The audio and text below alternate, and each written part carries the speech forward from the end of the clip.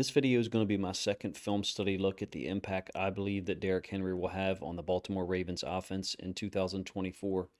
Simply put, I think he's the best free agent signing in the entire league for this offense because of what he can do on multiple levels.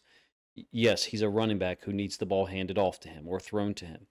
Well, most of the time that is. There's the element of the trick plays, the wildcat formation that the Titans use a lot. Direct snaps to him where he either runs the football or throws it to someone. His his ball security, his ball handling, and his ability to execute atypical concepts, I think, is really interesting usage of a guy who's a ball dominant superstar.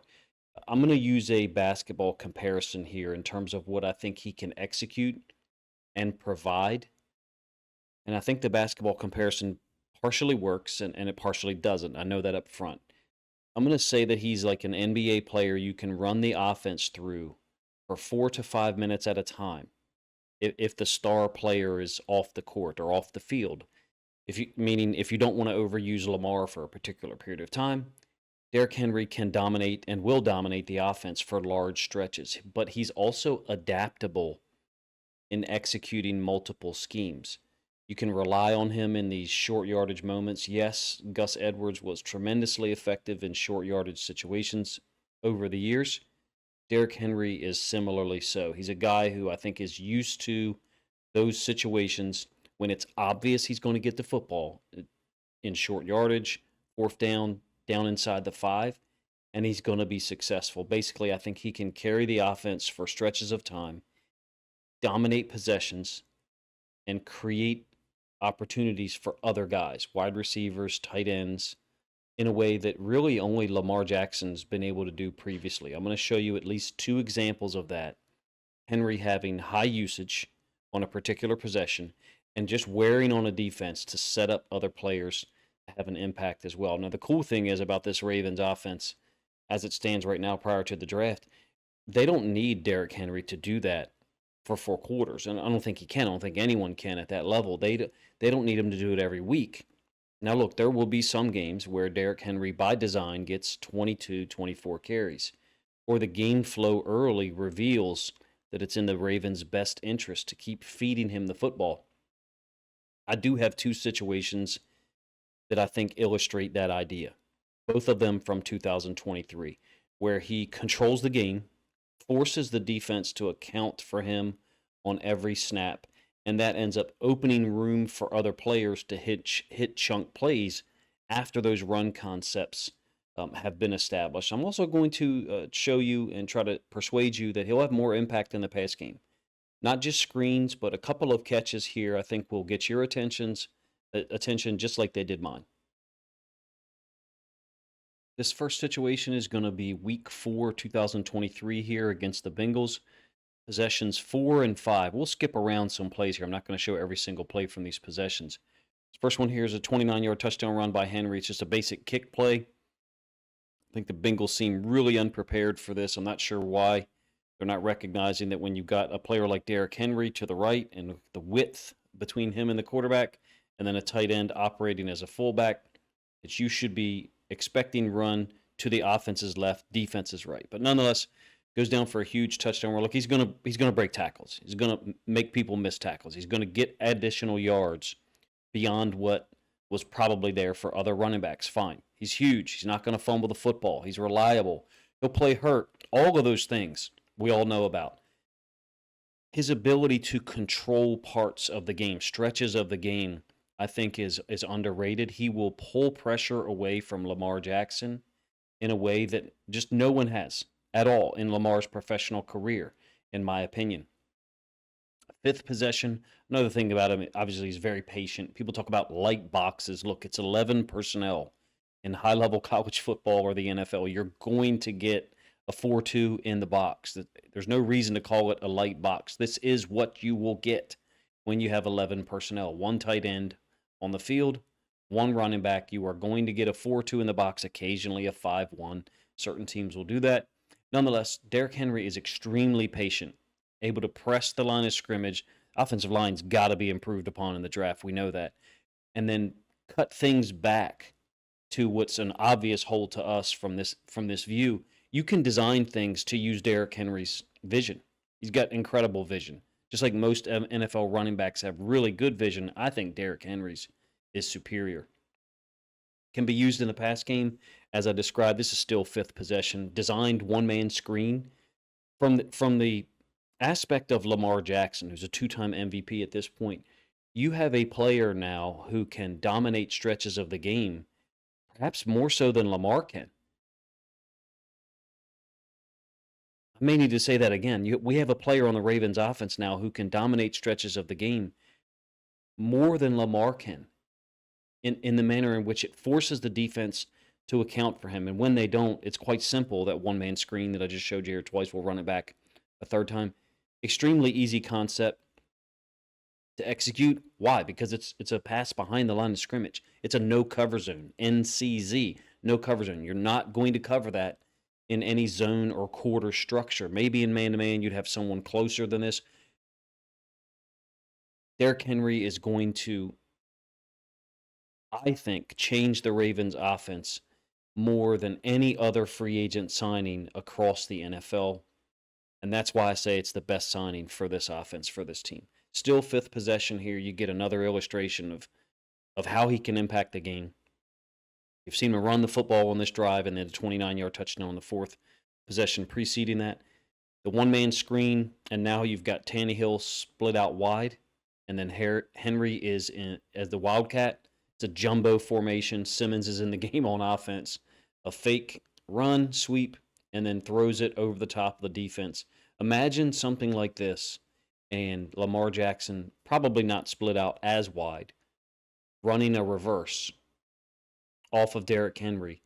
Henry possibly sweep or an off-tackle run to the flow side, meaning where he runs originally. The defense is not going to have any good options at all.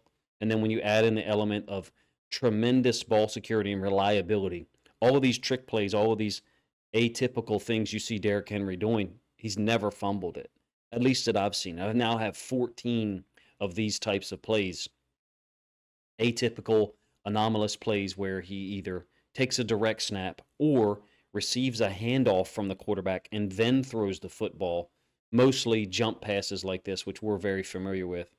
It's an incredible signing. We're very blessed as a franchise, as a fan base, to be able to get a player like this who's still only 30 years old.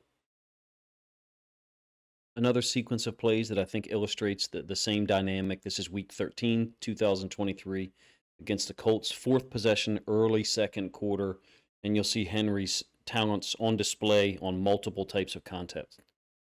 Downhill run concept here. It's 21 personnel, so you've got Spears and Henry in the backfield with one tight end. So interesting usage there.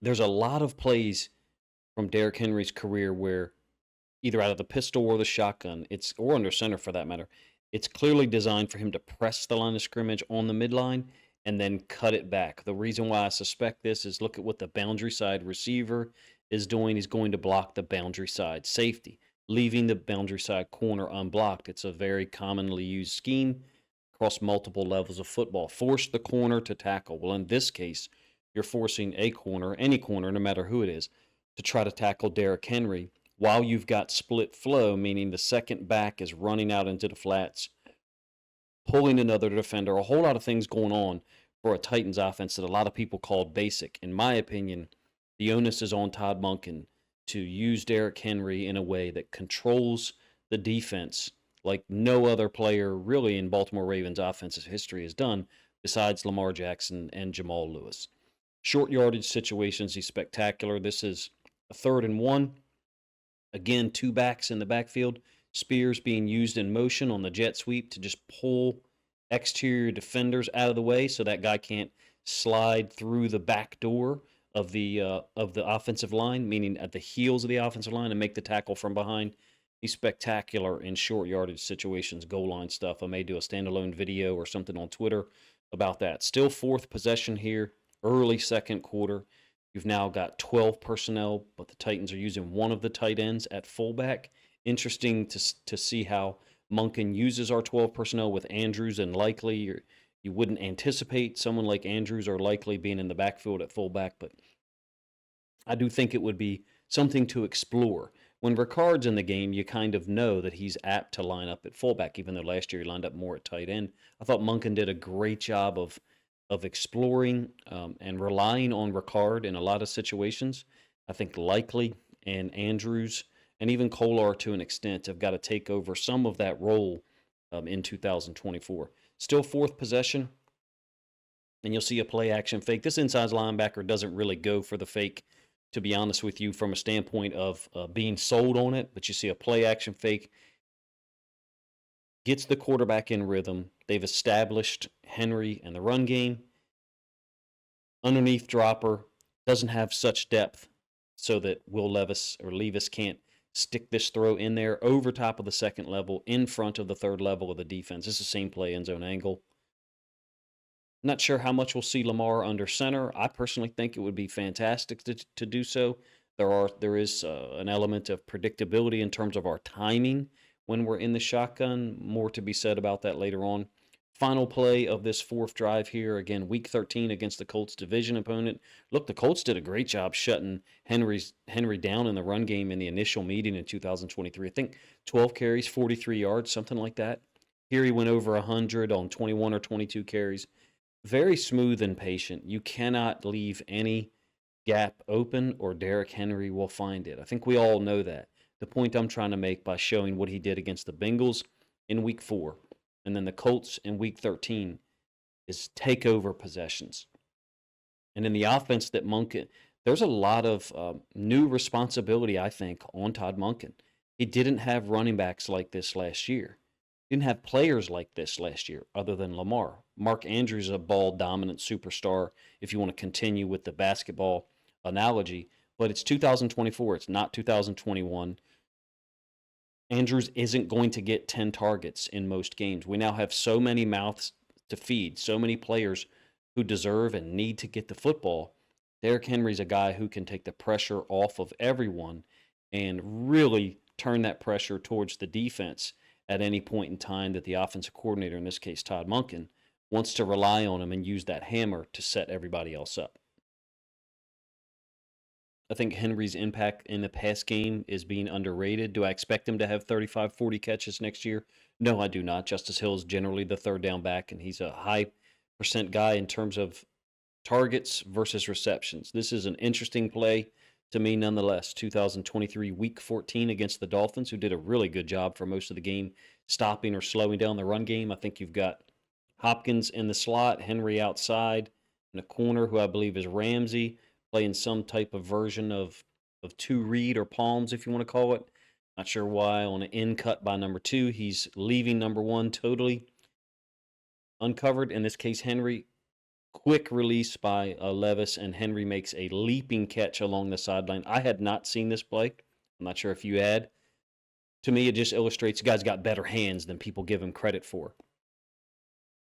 End zone angle, same play, and then we'll get to some under center play action screens. I think there's something to be said for exploring the timing of the under center offense. Do I think the Ravens should go to 40, 50% under center? No, but I think we should have a healthy 20, 25% of it be run from under center. Henry's going to be located in the backfield as usual behind the quarterback. And it's the timing of these plays, if you ask me, such that there's an initial play fake to the running back, and then looks like a play action pass turns into a screen. I'm not sure how to describe the timing being different as compared to a typical play. We used to actually, in some cases, really prefer to face teams who were in the pistol because the timing was so consistent, whether it was a run play or even a play action pass. The quarterback was generally getting rid of the ball within a certain amount of time period, either handing it off or throwing it to someone else. These under center play action screens, if you ask me, is absolutely something the Ravens should look at stealing from the Titans because of the attention that Derrick Henry's going to draw on the play fake. And then on some level, the defense believing that now you've got a play action pass, allowing the offensive lineman to get out in front in space, create essentially running lanes for one of the best running backs that I've ever seen, at least. I think it's a beautiful concept to steal for Todd Monken and throw into his offensive scheme, whatever you want to call it. To me, it's It's a mixture or amalgamation of all kinds of concepts. 2022 film here, week 11 against the Packers, another plus 40-yard gain on a screen. Yeah, I went back into 2022 film, and actually from this game, I found him dominating 2 entire possessions, converting multiple short yardage runs, meaning 3rd and 1, 3rd and 2, 4th and 1, and then being a guy who draws so much attention from the defense that play action concepts were opened up. No disrespect to Ryan Tannehill, but that's how come the Titans were able to get so many things accomplished over the years with a guy like Tannehill at quarterback. Well, now Derrick Henry's going to be in the backfield with Lamar Jackson, a 2-time MVP. Another screen, this one week 13 against the Colts. Some of the film that I had showed you earlier. Play action fake to Henry, sliding out. Look at the separation between the receivers and where Derrick Henry's catching the football. Talking about all this space that's created because it's an under center play action screen. The Ravens screen game got way better in 2023. I think it can even take more steps forward to being a true weapon, but going under center, I think, adds levels to it that the defense has to account for, particularly with a guy like Henry back there. I don't know that the under center play action screen game is going to be as big with Keaton Mitchell, Justice Hill, or whoever the Ravens were to draft.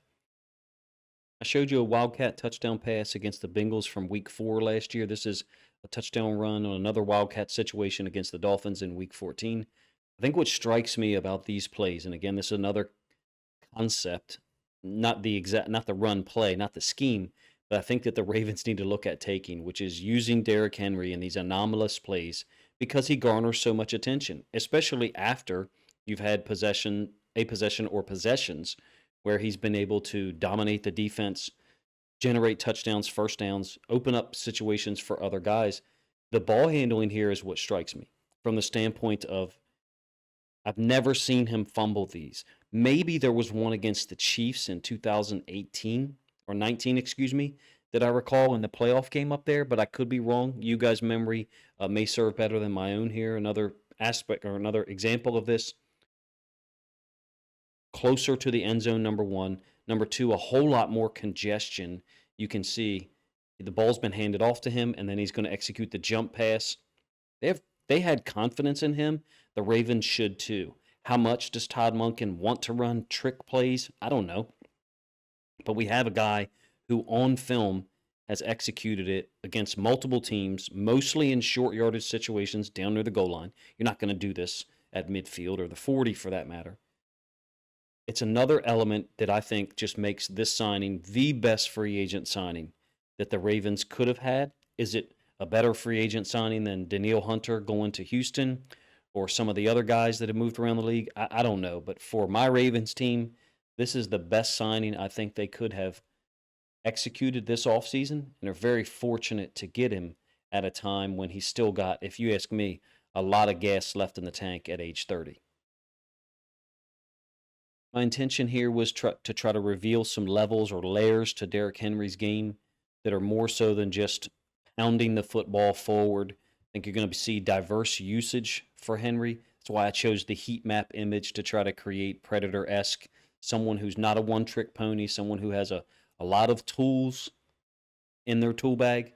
And in the case of Todd Monken, I think he's going to bring some responsibility, some added weight to Todd Monken's shoulders, meaning expand the offense some to an under center situation more, put more onus on Lamar to be able to execute those concepts, which he can, and there's film of Lamar doing so, number 1. And then number 2, allow Derrick Henry to control the flow of the offense such that opportunities are created for other guys. Mark Andrews has made a career, or did make a career at one point in time, on over routes, over concepts, play action from the pistol, Andrews running over the second level of the defense, right to left. That's now going to be expanded. There's going to be more opportunities for that. It's one of the reasons why, and I understand people will disagree, it's one of the reasons why I don't think the Ravens go receiver in round 1, even though I really, really like Keon Coleman, who it looks like more and more as each passing day goes, it looks like he will be available at pick 30. I think the offensive line has got to be improved. And I'm talking about 2 picks in this draft, maybe even 3, tackle and interior offensive line, because of the situation we've got at offensive tackle. I think Derrick Henry solves a lot of problems for the Ravens. Eric DeCosta and the front office, however, have got to go out and improve the offensive line dramatically, in my opinion, to be able to capitalize on all of that. I appreciate you guys' time, man. Let me know what you think of the video. I was trying to reveal or show some of the other ways that Derrick Henry is going to impact the game besides just being a running back who can get the ball 20, 25 times in the course of a 4-quarter game, which I don't believe he'll do more than 4 or 5 times in 2024. I think you'll see more widespread usage of the carries between him and Justice Hill, and hopefully Keaton Mitchell comes back at a certain time. Lamar Jackson, where does he go in terms of the number of carries over the course of the season that are designed? I think that number drops significantly because of the acquisition of Derrick Henry, and I think that's a good thing. Appreciate you guys' time, man. If you think other Ravens fans would enjoy this film study look at Derrick Henry and the impact I think he's going to have, which is very widespread, then please consider grabbing a link to this video, sharing it out on social media to help this content get more reach.